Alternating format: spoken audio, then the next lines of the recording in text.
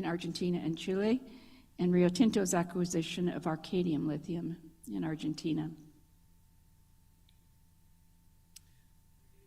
Looking at the supply and demand picture, projected supply-demand balances through to 2035 are improving compared with just a few years ago. For nickel, cobalt, graphite, and rare earths, the growing number of announced projects means that expected supplies are catching up with projected demand growth under today's policy settings if planned projects proceed as scheduled. However, there are some exceptions. Copper is a case in point.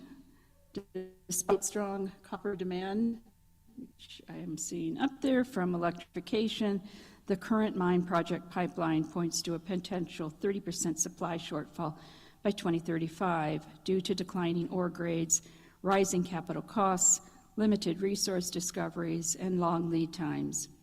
In other words, without an uptick in mining investment and activity, we could have a situation where demand outstrips supply with huge implications for the market and the energy transition.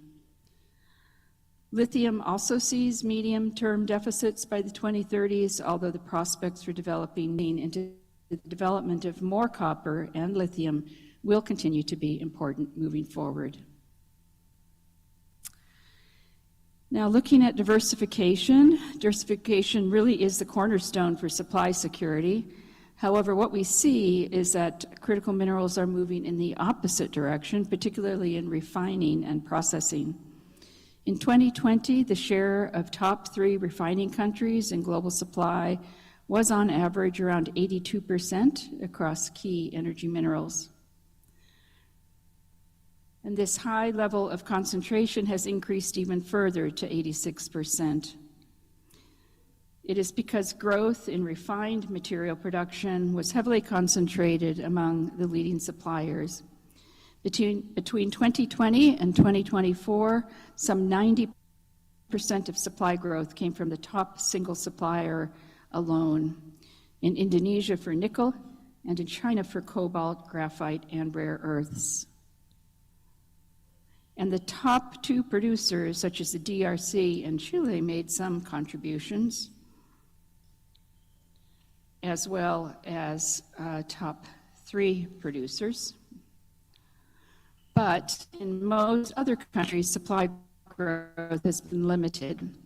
In short, we have seen remarkable supply growth, but that growth all came from the existing leading suppliers.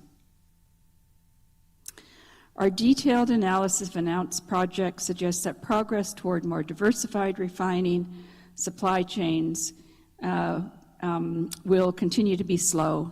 And looking ahead to 2035, the average share of the top 3 refined material suppliers is projected to decline only marginally, effectively returning to the concentration levels already seen in 2020. And China's stronghold extends beyond refining. 2/3 of global battery recycling capacity growth since 2020 has been in China. Now, in all of these discussions, it's also important to ensure that the supply of critical minerals does not come at the cost of local communities or the environment. And so, as we've done in previous years, we've once again undertaken systematic sustainability performance tracking to understand industry progress across various indications. This analysis is based on a collection of publicly available data for 25 major companies that have a strong presence in energy transition minerals. We've seen that companies are increasing their public reporting and growing their sustainability commitments, with indicators such as biodiversity commitments increasing by over 1.5 times in the past couple years, and almost 20 companies having a net zero emissions target in 2023, up from fewer than 10 in 2019. So even though reporting is improving, we can see that performance is still very much mixed. Social indicators such as investment and health and safety have started to show signs of stagnating improvement. But at the same time, we've started to see improvements in environmental indicators with GHG emissions and water use falling more substantially than previous years in 2023. Now, this is important as environmental and climate issues can threaten the security of supply, as they can limit market access, create legal barriers, discourage investment, damage company regulation, increase the likelihood of opposition from local communities, and physically prevent mines and processing facilities from operating. For example, almost 7% of global copper supply is at risk of disruption from floods or droughts in 2024, which is set to increase further to 2030, putting almost 2 million tons at risk. So this indicates that sustained efforts really are needed for continued monitoring and mitigation of risks in order to secure critical mineral supply chains. Overall, today's markets may appear well supplied, but export restrictions and risks to security of supply are proliferating.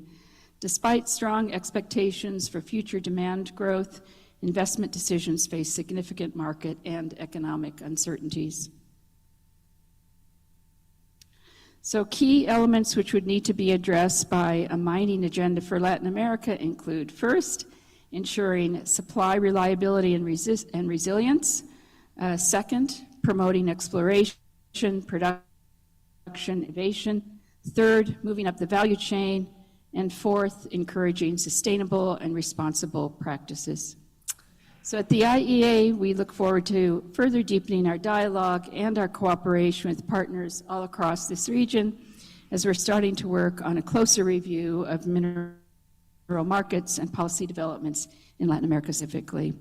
Thank you once again for the invitation to join you and share with you some of our recent analysis. Thank you.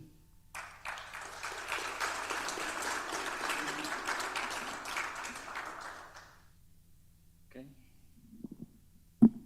Thank you very much, Mary, for your outstanding presentation. A continuación, queremos invitar a nuestro segundo keynote speaker. Now I would like to invite the second keynote speaker, Ricardo Michel, from the Economical Latin American System in the Caribbean. Go ahead, Ricardo. Hola, buenas tardes. Hello, good afternoon. Bueno, señoras, señores, distinguidos colegas, representantes. And everyone, thank you, the public and private sector, civil society. It's an honor to address you and to being able to reflect Latin America. It's a region that concentrates lots of richness, and it's really important to be able to discuss here. And I have been working here in Latin America and the Caribbean, and we are not specializing in energy, in the energy sector, but we promote the responsibility in Latin America and the Caribbean. We are an ally in LAC, so it's important for you to understand the Latin American system. With LAC, we work together because LAC is also a leader in the region. And we try to look at matters that we consider are fundamental for the integration between countries in the region, Latin America. And so, in that sense, LAC is truly helping us because we try to provide spaces for dialogue and from then to get new ideas, projects, programs, even proposals and programs, projects, and public policies, regional public policies, with the purpose of providing more coherence in the speech and also in the discourse, and also to have a higher impact in economic activities that we see in the region. And so in that sense, having said that, I think that I will be looking at what's written here. The global energy transition is fundamental in the region, and we know today that minerals in Latin America, without minerals in Latin America, there would be no energy transition. And as I mentioned in the previous presentation, Latin America concentrates 70% of natural resources in lithium, and over 45% of production in copper and silver. And apart from that, there's the nickel production, molybdenum, and rare earths. And so these resources are very important for electromobility, for renewable energy, for digitalization, and for the green industry. And so the expansion of solar panels and also turbines and wind turbines and also energy storage systems, they depend on what we produce in our facility units. So in other words, Latin America is the base of the decarbonization in the planet. Mining is the base of it. And apart from its global value, mining has a fundamental role in development of energy in our region in copper, lithium, nickel, aluminum. These are raw materials that will allow our countries to strengthen their own electric grid and to diversify the grid, and also moving towards being more independent. Because today prices are very volatile, and the resources and the geopolitics are quite complicated. So we think that when we talk about sustainable energy, that will ensure the energy transition for its people. Responsible mining then becomes a strategic instrument for energy sovereignty, and it's capable of sustaining regional industrialization and ensuring energy transition that is just and that is inclusive. Mining has always been at the center because we depend on renewable resources, and it's important to have a logistic rollout, and we are needed. It's necessary for us to reduce our carbon footprint and to manage responsibly our hydraulic resources. And it's also important to have clean technology and respond to our societies and to be more transparent. And what's important is that now clean mining is very important so that we can continue working in this sector. And from SELA, we have 3 axes that we consider and that we think are fundamental for regional integration in mining. And mining is a pillar for the integration because we share the same mountain and the hydrographic basins, and also fragile systems, opportunities for market as well. And we need to create value chains, and we need to cooperate logically between all countries so that can help us strengthen our voice at a global level. We also consider that it's important to move along towards a common goal, and hopefully having shared standards in the use of hydraulics, resources, and to protect our resources, to provide certainty to investors, and to guarantee mineral resources which can help all of our people. So in the same way, we believe that we need to aim towards added value mining, and so that the region is not only exporting mineral material, but we should also move towards smelting, refining, and the manufacturing and technology, the battery, and also energy in our own countries.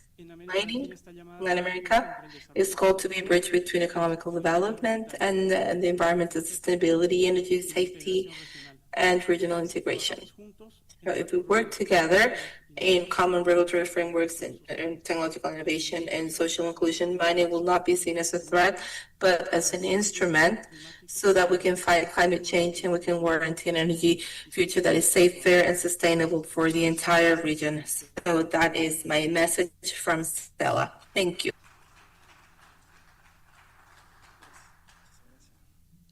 Muchísimas gracias, Ricardo. Gran mensaje, entonces, y buen gran rol juegan ahí desde. Thank you, Ricardo. That was a great role. And to wrap up, I would like to invite panelists.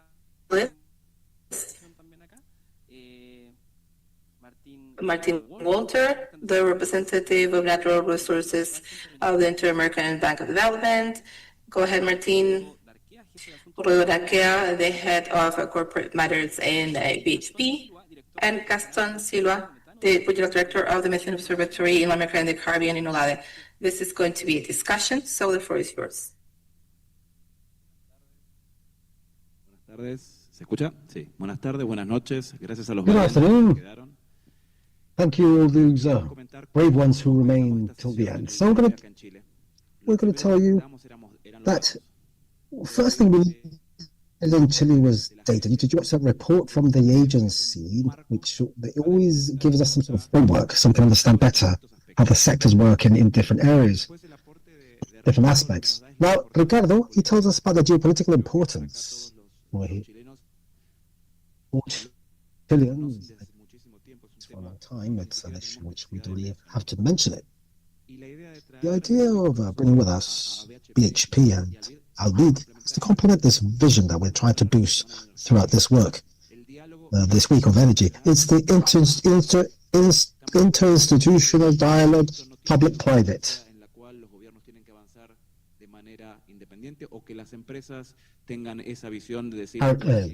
Countries need to have some sort of dialogue, this sort of dialogue which will lead us to have better effects. So to start off, having many of these interventions, Rodrigo, how about tell us about your vision from BHP, about the two realities of our region regarding the mining industry. What is the mining for Peru, for Bolivia, for Chile?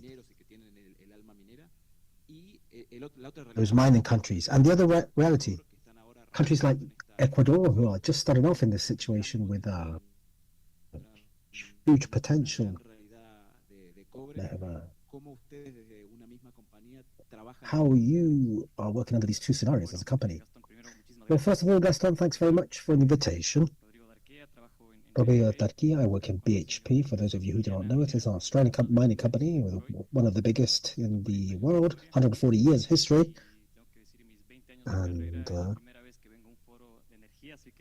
the first time I come to a mining forum, so thank you very much for inviting me. And it's very important because the two agendas are very much hand in hand, I believe. Answering your question here. You mentioned Ecuador, which is personal to me, but before I talk about that, let's talk about regionally.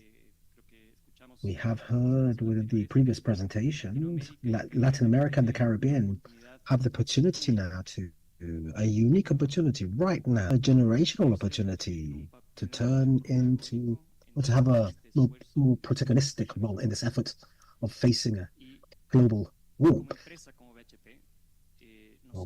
global heating. So we as BHP, we are trying to look forward and to materialize this growth which is required within humanity. That is why one of the main objectives that we have as a company is copper growth. And Latin America has a fundamental role within this. For those of you who are non-miners, just to give you some sort of to tell more, so you can understand a little bit better, this is a study carried out by BHP last year, but the world's going to need 70% more copper by 2050. 70% more copper by 2050. In other words, we're talking about that the world will need 10 million tons of copper additionally. In other words, that the world would need to discover, to develop, finance, build and operate 10 million additional tons of copper. We're talking about the size of two Chiles.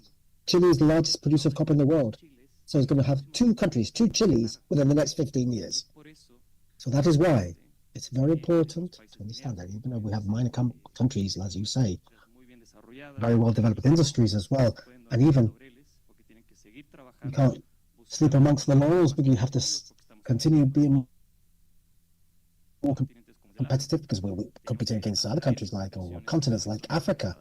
We have to bring these investments which are limited. There are other countries which are still developing, which have a huge potential. Ecuador, for example. Ecuador, it's close to my heart. Ecuador has explored we have explored 3% of the country.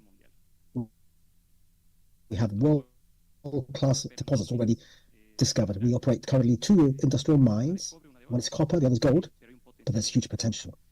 Argentina has given enormous steps. We have just partnered with Lundin in San Juan, where it's a very important project for the Vicuña district. Colombia has very many geological richness. So copper, in other words, is in the mountain range of Los Andes. geology has no frontier. So Chile, the largest producer in the world, Peru, the second, third place. Then we have Ecuador, then we have Colombia, Panama has deposits as well, and a lot of potential. So, in summary, I do believe that Latin America has an opportunity which is unique. It's in our hands to ensure that this opportunity, we actually take it on, because more than 670 million people depend on this success.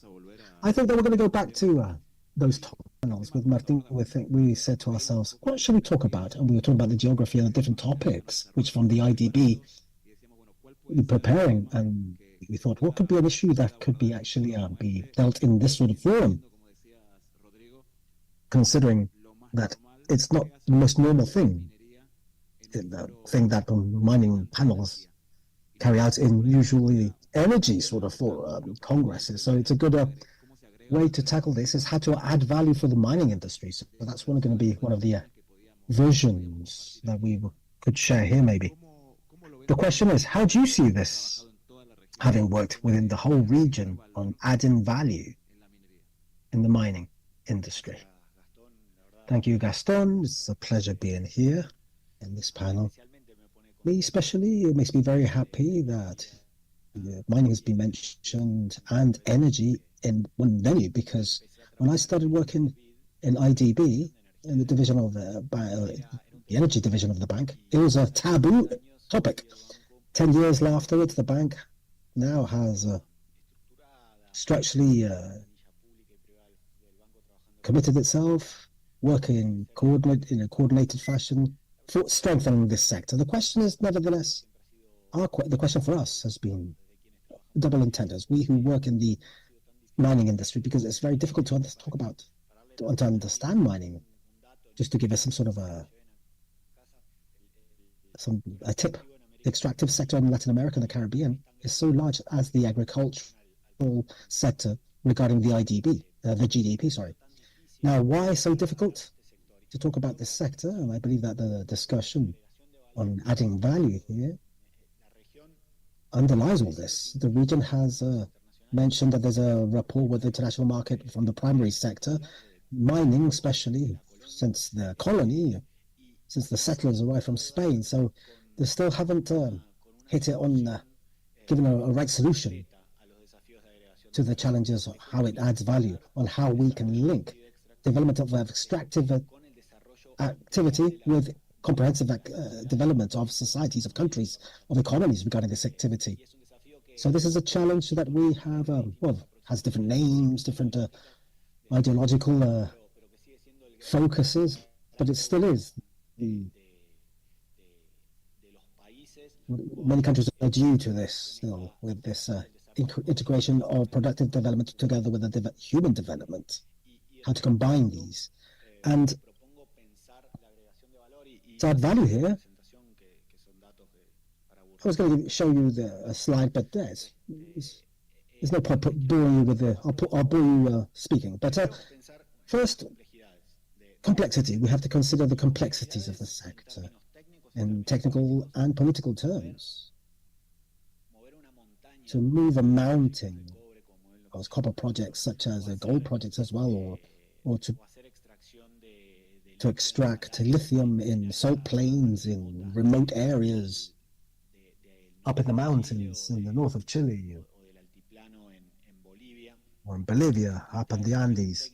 These has challenges, technical challenge, very sophisticated and complex challenges. It's not just doing it, it's not doing it properly, profitably, cheap, and under difficult conditions. So my first observation is this: there's a technical challenge behind the production, mining production. We have to add value after this, which is complex. It's a political complexity which has to do with who are behind the production. In the case of Chile, we have the cases of public companies, Codelco and Enami, but we know the challenges in the region from public participation in productive sectors, and volatilities, everything, and complexities linked to this. And we'll talk about mining, but within the mining concept, we have gold mining, larger scale mining, lower scale mining, copper mining, which is a formal mining sector. There's pebbles, there's aggregates. So it's very difficult, complex. All this has to be more clearer in specific conditions of time and space as well. So please think about 4 vectors when you think about how to add value in mining. First is technological side. How can we leverage an intensively capital sector with huge technological challenges to boost this opportunity in science and technology, innovation, technological development, and relating it with other markets? The second is environmentally speaking. We face huge challenges, environmental challenges in the mining production. We can also be sources of solutions as well in the case of the development of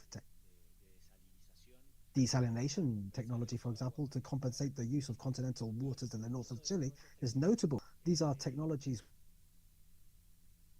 which, to resolve a material condition issue for the activity, has all types of it links with other productive sectors as well, agriculture, production, other. And the third is a social issue. We have mining happens where the resources are located.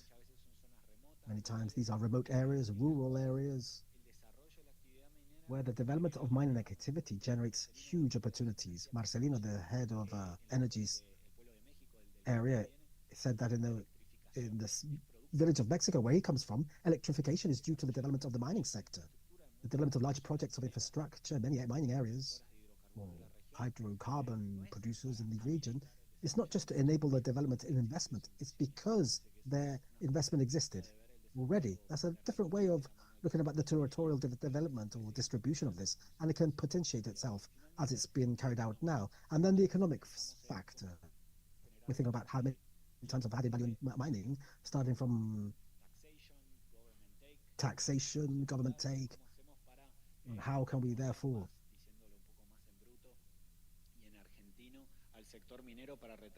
how we can bite the mining sector. But we have other vectors, suppliers. We have the vector of economic activation, starting from investment, mining investment, which many times it's risk capital. You're betting for places which is difficult to bet on, and these are local purchasing or acquisitions, development of different goods and services with a local flavor, and we have to continue integrating these. So these 4 sort of pillars, just to consider them, and that's it really. I just wanted to add on what Martí said, which is extremely important also, concrete examples in challenges.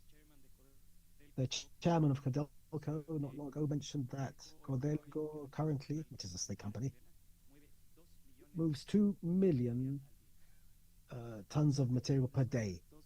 2 million tons of ore a day to produce copper. So move more rocks to move the same tonnage as copper, because the grades of copper are going down. So therefore, the water issue as well, that you desalinated water, for example, Escondida, which is the largest copper mine that we have in BHP, we've invested $4 billion. $4 billion to desalinate and pump water to our operations. An operation 100% without a drop of continental waters. And thirdly, regarding the effects of mining, talking about Ecuador, these 2 operations, the only industrial operations in the country that started producing only in 2019, very recently, have reduced in 13% the poverty of the area that where we are. Zamora y Chanchilla, one of the poorest areas in the country. So the figures speak for themselves. It's an industry full of challenges, but of opportunities also. 2 more examples then. I don't know if you've had the opportunity, and if not, I invite you to do it, to visit some of the remote operational centers of the large mining sector companies, 10 minutes from here even. And you can actually see in real time in certain cases, hundreds of kilometers away, others 1,000 k's away, how mining projects are being coordinated and managed remotely. Whoever sees this for the first time, it's difficult to believe, but this is mining, but it seems like sci-fi. But the other is on water. It seems water sometimes, but we're talking about energy as well, power to transport water from the sea to pipe it to the mountains. It truly requires enormous amounts of power and energy, and that demand of power, not just desalination, but mining, but has allowed also the mining industry to mobilize huge investment, a whole transformation of the energetic grid here in Chile, or the electric grid. Chile's a nice case, but not just here. It operates in the north of some parts of the northeast of Brazil. We see it now in the north of Argentina. And you opened another door, though. How we link this mining and electricity, you see? If we consider that 8% of regional energy is used only for mining activities, you have two specific cases. You've got Peru and Chile, that's 36%, 37%, which opens up different array of opportunities. You're talking about investments here, but you also have a carbon footprint as well. How many times are we talking about these in these sort of forums about decarbonization? If we link all these things with the fact that you have a grid, electrical grid, at 70%, which is renewable using the region, if you multiply that 70% by 37% that mining consumes, automatically you have a certain percentage of a copper product which has a lower carbon footprint. And at the same time, the other thing is that all this direct relation with electricity, any vulnerability that you may have in your system, our colleagues from BHP said that there's a crash in the system. You have huge losses in the mining sector you can't compensate afterwards. So I truly believe that mining activity and electricity, mining and electricity is more and more have a more linked. Yeah, the case in BHP here in Chile, for example, we're talking about 7 kilowatts hour. It's a lot of usage and consumption. And when Chile started modernizing themselves with renewable energy, BHP bet on renewables. Started from 2021, important investments were made. It wasn't an easy decision. I have to be very clear on that. For BHP, having cancelled its contracts beforehand, we're talking about fossil sources, was $780 million bet. So truly, for people who went and said, look, we're going to go to just renewables now, and because we think it's the good thing to do. By the way, we do need a $780 million check. It wasn't easy, but the decision was made, and it was the right decision. So we operate 100% currently using renewable energy here in Chile, which like 2 million CO2 tons per year up in the atmosphere. But it's interesting to see all the additional benefits. One is the cost of energy went down 20%. Two, many projects with indigenous communities were developed, local projects, local communities. One of the mine here in Chile, Spence, was very nice to how we worked with the people from Sierra Gorda community. Projects were assembled which had added social value as well. So there is a total dependency. There are decisions which sometimes aren't easy to be taken, but I do believe these are the right ones, and we have to continue forward seeking how to materialize these opportunities, a unique opportunity of Latin America and the Caribbean in the future. What about yourselves? Do you think that during the last couple of years, the image that society has of mining has changed, when we has been linked so much with energy transition to more as a extracting activity? Do you think that an area can actually make most of this? So, yeah, make the best of it, to give that boost, that engine which will allow it to lead society in development of the infrastructure. It took one step ahead. Is that the right perception, or it's going to be continue to be tied. Mining is going to be tied to a vision like a lot from the previous century, for example. I'll go back. I'm going to talking about complexities here. I mean, it's difficult to talk in general terms here about mining. We have carried out some surveys in the salt plains of Argentina, some studies asking about perceptions of the mining activity. And people did not know. They didn't even know what mining is. What is lithium? What is a mining project? And all the mining activity in Latin America is a latent threat for social and economic development. So we have to work on that. In certain places where there has been a lot of mining activity, where it's not a ghost and it is present, the perception of mining is linked to the previous way how it was mined. In the case of Colombia, very like the gold mining in Colombia are very much linked to complicated things in the Colombian society. So the sensation of mining in certain areas, certain regions of Latin America and the Caribbean have its own historical burden, let's say, due to its presence or absence. What there has not been in all cases is an effort of linking productive development and opportunities linked to the mining activity as any other productive activity, agriculture, tourism, or any other. Within the educational agenda, comprehensive agendas of countries. And that's the main challenge, I believe. Somebody mentioned at the beginning the need of creating some sort of agenda for the region. It has to be a sensitive agenda. Historical components of included, opportunities, the needs, and the pressure linked to this as well, because we have to create a new Chile and copper. These projects will have to lead them forward under hugely difficult conditions and with a sense of urgency which maybe communities don't share. Maybe they don't share some of the is accountable to reforming for the reforms. So these programs to occur and to anticipate whether to plan these agendas, which are productive development agendas, but they have to be of sustainability, social, environmental sustainability, so that they can be possible.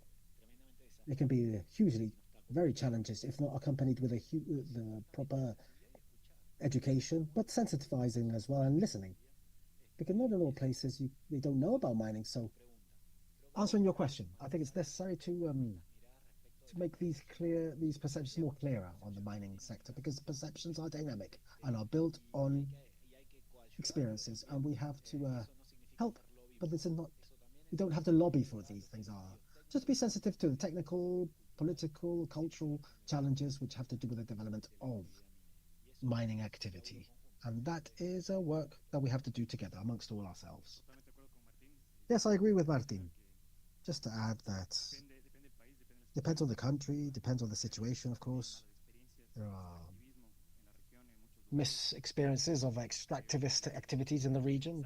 There are lessons learned, such as things that should have been done differently maybe in the industry before. But the most relevant component, and never mind the country that we're talking about, is to generate social value.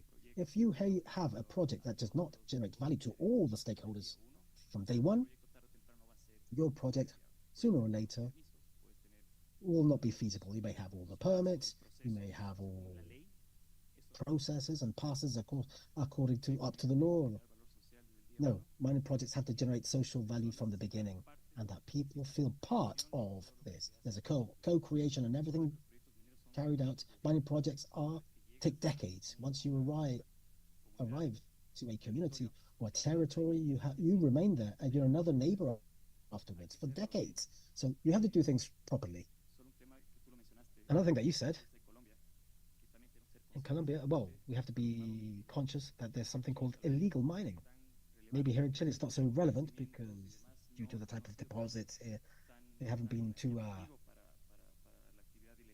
There's not much illegal activity here, but we do have increasing in Peru and Ecuador and Colombia and Brazil, Venezuela, well, Venezuela even. So these are really taking on the economies, and we're talking about billions of dollars. And when you have an economy which even you have organized groups there or organized crime invested in them, or criminals investing in these, they can buy from whoever to continue forward. So there are real fears here. There are challenges there. We have to double click there to understand properly what's going on, because this industry, as I said, of gold extraction, well, it's not, you said it, it's illegal extraction of gold. It's not mining. It's criminal extraction of gold. It's not mining. It's destroying the social network and the environment, and it's progressing in great steps, and it can endanger the feasibility of the countries. You also talking about deadlines and due dates. When you arrive somewhere, you have to remain for decades. And at the same time, I do believe that within the agenda of today, energy transition is a synonym of dynamisms, changes of speed for reaction, where change is given, and the speed and acceleration of these changes are huge. Now, the compatibility of the due date. When you can operate your projects, what due date is required? You said there are 6 stages of exploration, permits. So how can we have the averages of 10, 20 years for a project to start up? I mean, where the energy transition need, which is immediate, with the values that we saw at the beginning, that gap that we saw there, 20, 35, up to 30% there. Is there some sort of possibility of exploring different alternatives, maybe with larger scale projects, maybe not, but smaller scale projects maybe, or go to maybe in other countries to see what sort of reaction, more simpler action, and not, or learn opportunities from more developed countries? Or is there any point of view, have you seen anything from BHP? I don't know, we want to support everything that geological agenda could and accelerate these deadlines or due dates, so those 20 years can turn into 6 or 7 years. So the bank, we build our agenda, our vision of the development of the contribution of mining to development based on 3 lines of action. First, everything that we can do to strengthen the conditions for responsible investment. Responsible investment for us considers the construction of a social value, whoever implements best practices in the use of resources, abiding to the spirit of the law, which is sometimes different,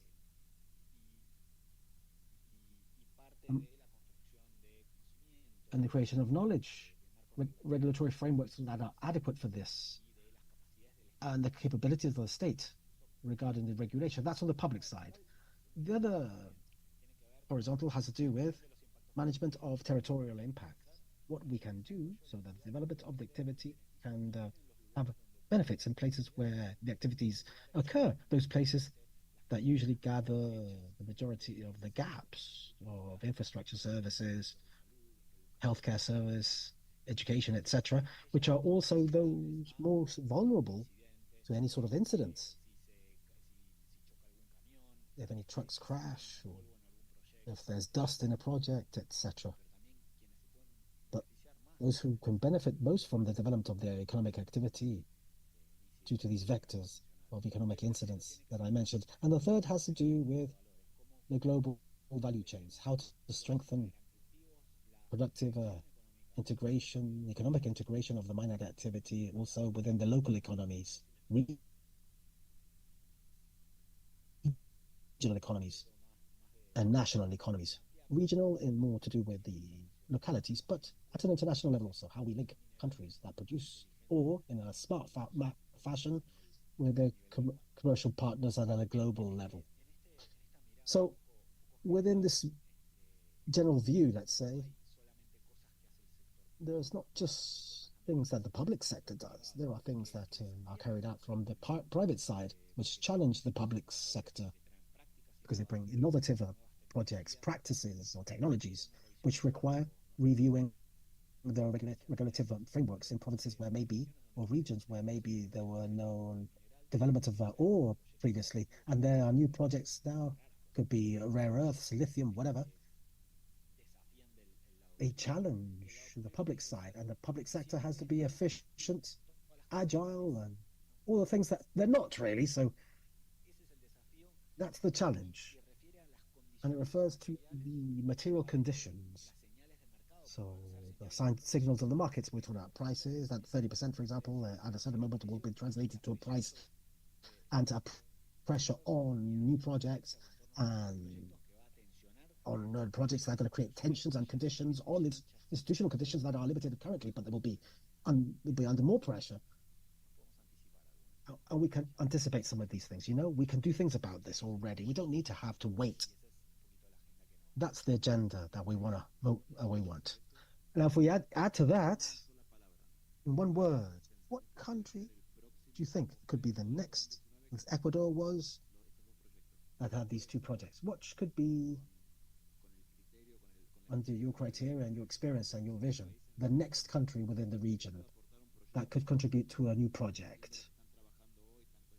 Consider what you're working on now, private or from multilaterals. I mean, where do you see, from the 33 countries of Latin America and the Caribbean, where could this new country, which could add itself to producing critical ores, which could be that potential country, or 3 or 4 maybe? Some of these have a chance during the next couple of years of adding projects, let's say. I'm not going to answer, because I think that the question has to be asked differently. A small project, a formal project, which generates 100 employments within a community, may not have an incidence within the global value chains or the economic grid or matrix, but it can change the life of a whole village. A large copper mining project can change 2 points, a GDP campaign that can change the GDP of a country in 2 points. Now, what is a country that has more opportunities and the conditions, which could change a small company that can change the life of the village, or another that can change the whole agenda? Just one project can't solve everything, or 10 small activities won't be enough. So all these projects, when you have the right market conditions, when they add social value or economic value, can actually be developed. Now, what is the country which can do this mostly, and has and those have stronger institutionalities as well, and have experience on useful, but those who don't have this yet, is to learn and to take on everything that what they learn from countries that have already, to learn from I thought you were going to give us a country. No. Well, yes, I'm not going to answer your question, because the figures that we've shared with you already, we all have to be add ourselves. We all have to be on board to reach this. I'm talking about copper. When we have to all be on board. I'm talking about the academic world, the state, the government, the civil society, private companies, and there is space for all of those countries that have geology, basically countries that are more developed, like Chile, Peru. They don't have space for projects in Panama, Colombia, Ecuador. No, it's Brazil. They have potential, much more to be discovered. In the Caribbean, there's potential there as well. So clearly, the potential is for all.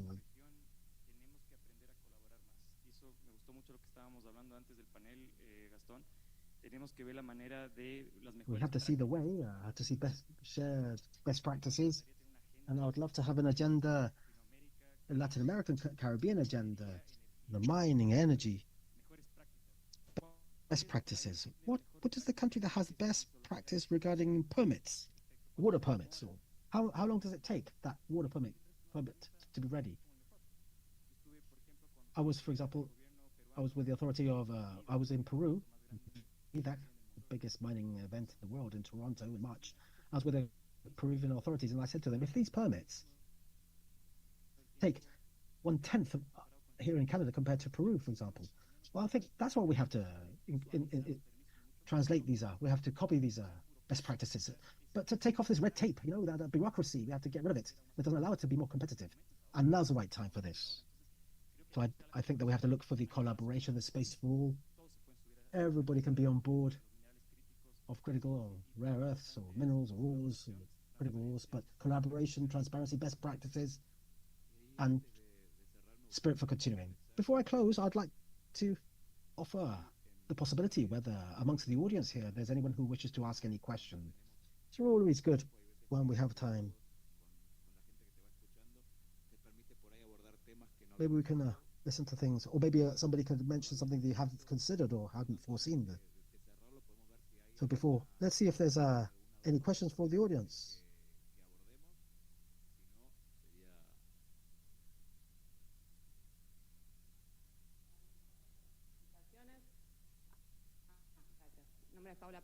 Más que nada por la traducción, porque si no... Well, thank you. Thank you. I'm Paula Prado. I work on consultancy in University in San Martin, Argentina. And now regarding these cases, I wanted to know, well, not about Argentina, because I know a lot about there, but in added value. If you have cases or you see a perspective, added value in the value chain where you work with local producers and where you can add value in industrialization. I don't know if there's any cases in Chile or anything outside of Argentina. It's a question maybe for Martin or, thank you.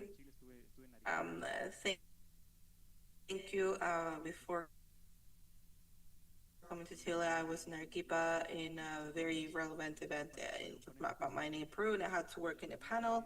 And the question was, okay, it's a wonderful opportunity. We have resources, but how can we move along in the value chain? So how can we start thinking about not only copper concentrate or cathodes or ounces of copper, silver, but I think that this is a question that we need to ask ourselves, but we cannot be naive. And just to give you an example, we have, a country that's been decades investing in how to process critical minerals. 35% of nickel is processed in China. 65% of copper concentrated for smeltings in China. 99% of graphite battery quality. It's, China is way ahead of us in matters of technological development, what your experts in, energy costs. And so I agree, we need to look at a way of capturing this value. We need to be strategic in how we capture the value in the chain. And this is under disadvantage, in the US, Europe, they're also asking themselves, what do we do? Because we don't have these units and these critical minerals. So just to give you an example, I've been working in BHP for 20 years. I was working in Asia and selling commodities, and there was a time about 2008, let's say. In China, they would produce and develop smelters one after the other. And, each new one bigger than the previous one, and I would sell concentrate. So for me, it was wonderful.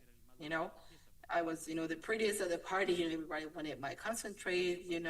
Offer supply, the smelting capacity that was in favor, of sellers. But smelters in Europe, in the US, Japan, they just could not compete. They were like, what is happening there? Why are they still building smelting capacity? The response now is that they have 70% of smelting capacity in China, and they were able to see that in the long term. So that's something else. Honestly, this is an industry, I don't know much about energy, but we have countries where, democracy here is, every 4 or 5 years, and China has a vision for 10, 15, 20 years. So we need to consider that. And of course, I don't have the best answers, but it's something that we need to start discussing. I thought you were going to talk about the supplier program, world-class supplier program, but that's for later. And we started working recently in Peru, characterizing supplier sector, and it really called our attention that we saw three things. First, there was some data. And when you go see Australia, you see the Mets, sector, the statistics in Australia, they incorporate the entire segment of suppliers for services, utilities, and you have policies to change that.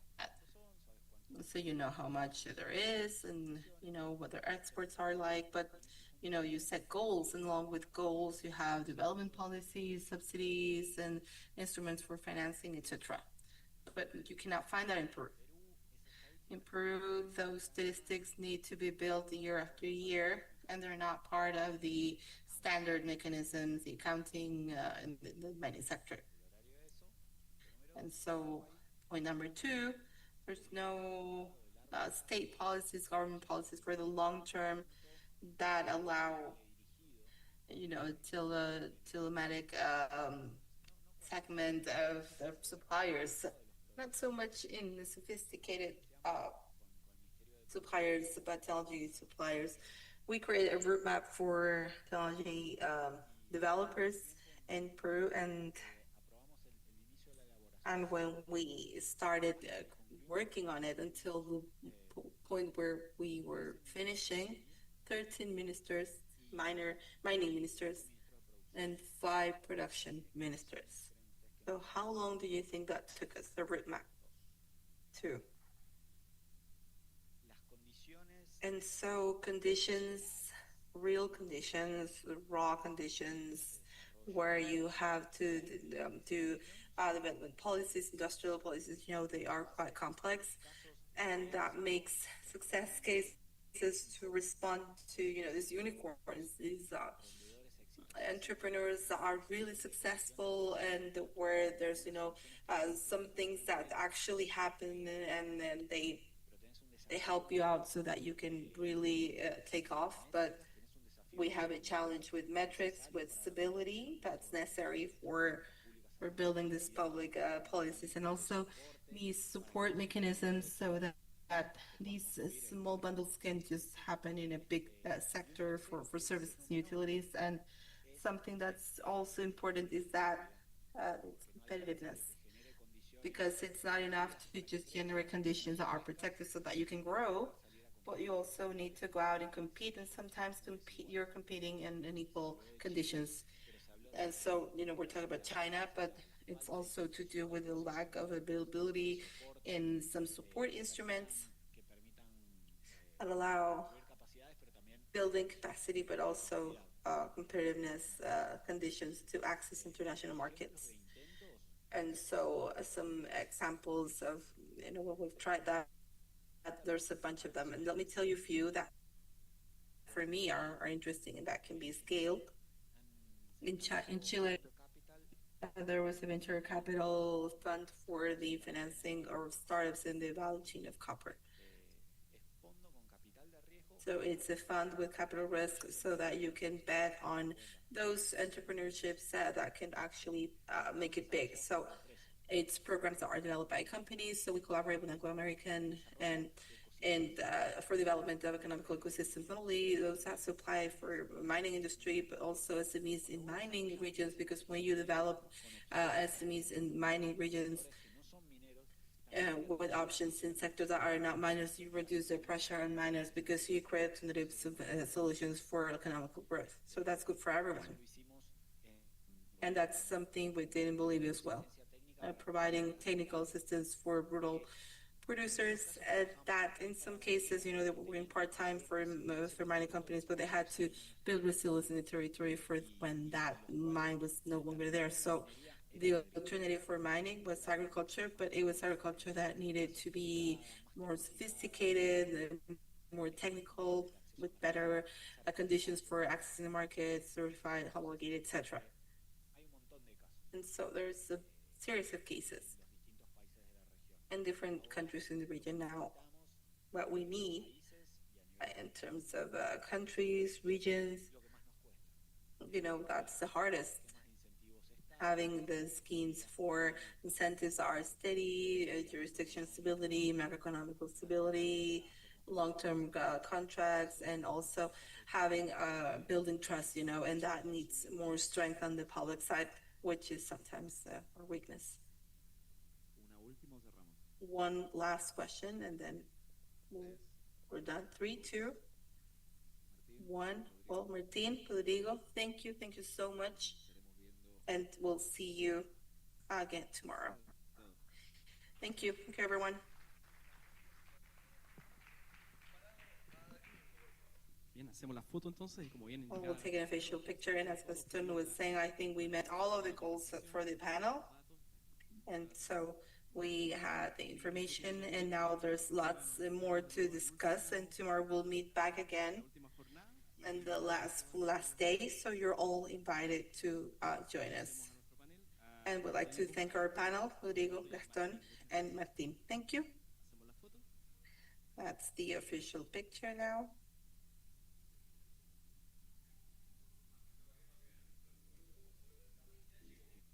y despedimos también la transmisión. Muchas gracias a todos. Okay, thank you.